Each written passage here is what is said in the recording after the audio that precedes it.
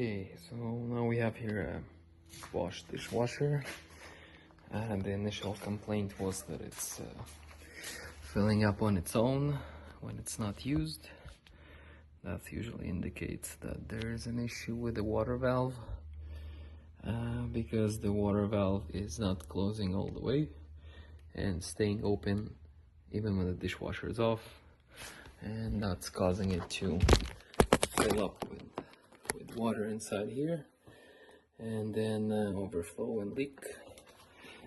Can cause potentially a lot of damage, and this should be taken care of as soon as possible. There was no leaks found during the first test, but this is an intermittent issue that even if there's a suspicion for that, needs to be replaced.